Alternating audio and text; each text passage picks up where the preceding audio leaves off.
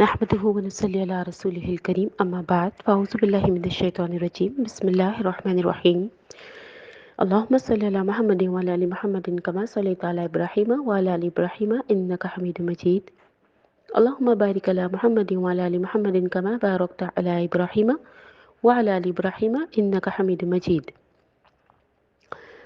جیسے کہ ہم پچھلے لیسن میں دیکھ رہے تھے کہ نبی صلی اللہ علیہ وسلم کے ازواج مطہرات کے بارے میں، تو یاد رکھیے گا کہ نبی صلی اللہ علیہ وسلم نے یہ ثابت کیا کہ اگر ایک سے زیادہ زوج ہوں یا ازواج ہوں تو سب کو برابر حق دیا جائے۔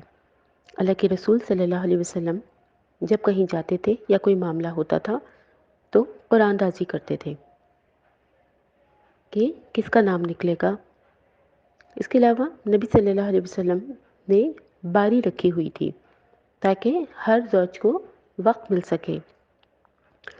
روزانہ عصر کی نماز کے بعد ہر اپنی زوج کے پاس جاتے تھے اور پوچھتے تھے کہ کوئی کام تو نہیں یا کوئی مسئلہ تو نہیں، کیونکہ حدیث میں آتا ہے نا کہ اگر ایک سے زیادہ زوج ہو اور اگر حق نہ دے انسان تو وہ آدھے دھڑ سے آئے گا، یعنی اس نے حق ادا نہیں کیا۔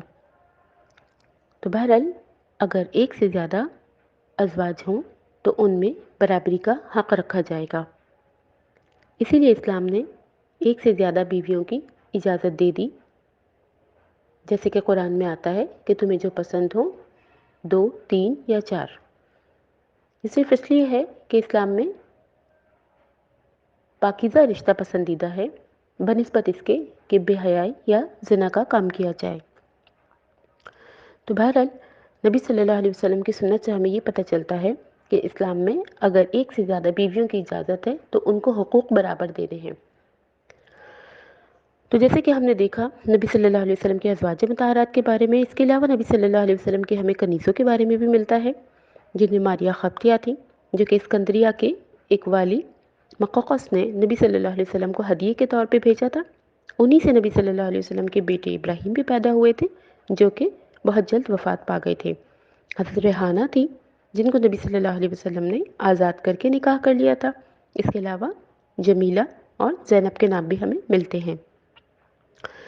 اس کے علاوہ نبی صلی اللہ علیہ وسلم کی جو اولاد تھی ان میں بیٹے اور بیٹیاں بھی تھیں۔ تو آج ہم مختصراً نبی صلی اللہ علیہ وسلم کے بیٹے اور بیٹیوں کے بارے میں مختصراً دیکھتے ہیں۔ نبی صلی اللہ علیہ وسلم کی ساری اولاد حضرت خدیجہ رضی اللہ تعالیٰ عنہ کے بطن سے تھی، لیکن حضرت ابراہیم جو تھے وہ حضرت ماریہ خبطیہ کے بطن سے تھے اور بہت جلد وفات پا گئے تھے۔ نبی صلی اللہ علیہ وسلم کی 4 بیٹیاں تھیں۔ نبی صلی اللہ علیہ وسلم کی بیٹی حضرت زینب، حضرت رقیہ، ام کلثوم اور حضرت فاطمہ زہرا رضی اللہ تعالیٰ عنہ تھی۔ حضرت زینب آپ کی بڑی بیٹی تھی جن کا نکاح جو تھا اپنے خالہ زاد سے ہوا تھا۔ ان کی ایک بیٹی تھی امامہ جن سے نبی صلی اللہ علیہ وسلم کو بہت محبت تھی۔ آپ نے سنی ہے نا کچھ احادیث کہ اللہ کے رسول نماز پڑھا رہے ہوتے تھے تو حضرت امامہ آ جاتی تھی، اللہ کے رسول سجدے طویل کر دیتے تھے، ڈانٹتے نہیں تھے کہ میری نماز خراب کر دی، بلکہ اپنے سجدے کو طویل کر لیتے تھے اور بہت محبت کرتے تھے۔ حضرت زینب کا ایک بیٹا بھی تھا علی، جو کہ سن بلوغت کو پہنچنے سے پہلے ہی وفات پا گئے تھے۔ پھر حضرت رقیہ اور ام کلثوم کی 2 نبی صلی اللہ علیہ وسلم کی بیٹیاں تھیں۔ دونوں کا نکاح جو تھا ابو لہب کے بیٹے عتبہ اور عتیبہ سے ہوا تھا۔ رخصتی نہیں ہوئی تھی، لیکن چونکہ وہ اللہ کے رسول کا دشمن تھا تو دونوں بیٹیوں کو طلاق دلوا دی تھی۔ بعد میں حضرت رقیہ کا نکاح حضرت عثمان سے ہوا، لیکن حضرت رقیہ کا جب انتقال ہو گیا، صرف 20 سال کی عمر میں حضرت رقیہ کا انتقال ہوا، تو اس کے بعد دوسری بیٹی ام کلثوم کا نکاح حضرت عثمان سے کر دیا گیا۔ اسی لیے حضرت عثمان کو ذو النورین کا لقب ملتا ہے۔ ذو النورین کا کیا مطلب ہے؟ ذو کا مطلب 2، نور کا مطلب نور، نورین نور والے۔ جب یا اور نون آخر میں لگ جاتا ہے تو پلورل ہو جاتا ہے۔ تو ذو النورین کا مطلب 2 نور والے۔ تو 2 نور کا مطلب اللہ کے رسول کی 2 بیٹیاں حضرت عثمان غنی کو آئی تھیں۔ تو حضرت ام کلثوم نے بھی جب وفات پائی تو آپ کا نماز جنازہ نبی صلی اللہ علیہ وسلم نے پڑھوایا، خود پڑھایا۔ پھر اس کے بعد حضرت فاطمہ رضی اللہ تعالیٰ عنہ جو نبی صلی اللہ علیہ وسلم کی چھوٹی اور پیاری بیٹی تھی. حضرت فاطمہ کا نکاح آپ جانتے ہیں حضرت علی رضی اللہ تعالیٰ عنہ سے ہوا. ان سے 3 بیٹے اور 2 بیٹیاں تھیں. انہی کی نسل سے امام حسن حسین تھے. حضرت فاطمہ کی بیٹیاں ام کلثوم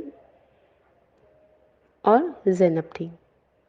نبی صلی اللہ علیہ وسلم کے وصال کے 6 مہینے کے بعد حضرت فاطمہ کا بھی انتقال ہو گیا تھا. آپ دیکھیے کہ نبی صلی اللہ علیہ وسلم کی جب ہم خاندان کے بارے میں دیکھتے ہیں، بچوں کے بارے میں دیکھتے ہیں، تو نبی صلی اللہ علیہ وسلم نے اپنے کتنے پیارے بچوں کو اپنے ہاتھوں سے لحد میں اتارا. کتنا بڑا صدمہ تھا، کتنا بڑا دکھ تھا. یہاں تک کہ کفار کہتے تھے جڑ کٹا، ابتر، اس کی تو اولاد ہی نہیں ہوگی. لیکن اللہ کے رسول کو، نبی صلی اللہ علیہ وسلم کو اللہ تعالیٰ نے خوشخبری دی تھی. اِنَّا أَعْطَيْنَاكَ الْكَوْثَرَ فَصَلِّ لِرَبِّكَ وَانْحَرْ إِنَّ شَانِئَكَ هُوَ الْأَبْتَرُ. تمہارا دشمن جڑ کٹا رہے گا، بے اولاد رہے گا اور تم نام لیوا رہو گے. آپ دیکھیے آج اللہ کے رسول کا نام لینے والے پوری دنیا میں مشہور ہیں، اور ہر وقت اللہ کے رسول کا نام نماز اور اذان میں لیا جاتا ہے. حضرت ابراہیم کا نام اور نبی صلی اللہ علیہ وسلم یعنی درود شریف کے بغیر ہماری نماز مکمل نہیں ہوتی. تو بہرحال یہ بیٹیاں تھیں. اب ہم تھوڑا سا مختصراً بیٹوں کے بارے میں دیکھتے ہیں. حضرت قاسم 2 سال کی عمر میں وفات پا گئے تھے. عبداللہ یا عبد الرحمن یہ بھی بچپن میں ہی انتقال ہو گیا تھا. حضرت ابراہیم جو کہ ماریہ قبطیہ کے بطن سے تھے، ان کا بھی بچپن میں ہی انتقال ہو گیا تھا 16 ماہ کی عمر میں. نبی صلی اللہ علیہ وسلم کے بیٹے حضرت ابراہیم کی جو کنیت تھی وہ طیب یا طاہر تھی، اور ابو القاسم بھی نبی صلی اللہ علیہ وسلم اپنے بیٹے کے نام سے ہی پکارے جاتے تھے. تو بہرحال نبی صلی اللہ علیہ وسلم کی ایک حدیث ہے کہ جب تمہیں کوئی تکلیف ہو، غم ہو، تو میرے غموں کو یاد کر لینا. تو آپ دیکھیے کہ ہم نے شاید اتنے غم نہیں دیکھے جتنے اللہ کے رسول نے دیکھے، اور ہم ہر وقت جو ہے وہ روتے رہتے ہیں. ہم تکلیف میں ہیں، ہم پریشانی میں ہیں. یہ وہ لوگ تھے جو 1 ماہ جن کے گھر میں چولہا نہیں جلتا تھا. یہ وہ لوگ تھے کہ جن کے پاس 1-2 لباس ہوتے تھے، وہ بھی پیوند والے. یہ وہ لوگ تھے جو سجدہ کرتے تھے تو پیشانی پر کیچڑ اور مٹی لگ جاتی تھی. یہ وہ لوگ تھے کہ جنہوں نے اپنے ہاتھوں سے اپنے بچوں کو، اپنے نواسوں کو قبر میں اتارا. پھر کیا ہم یہ کہنے کا حق رکھتے ہیں کہ ہم پہ تو بہت پریشانیاں اور مصیبتیں ہیں؟ اللہ کے رسول کی تکلیفوں کو دیکھیے، لیکن اس کے بعد بھی اللہ کے رسول نے کبھی شکوہ نہیں کیا. اپنے نواسوں سے کتنی محبت تھی، لیکن اپنے ہاتھوں سے لحد میں اتارا. ہم اس پیغمبر کی امت میں سے ہیں. ہمیں تو بہت زیادہ صبر والا ہونا چاہیے، بہت زیادہ شکر والا ہونا چاہیے کہ اللہ تعالیٰ نے ہمیں ہر نعمت دی ہے، ہر سہولت دی ہے.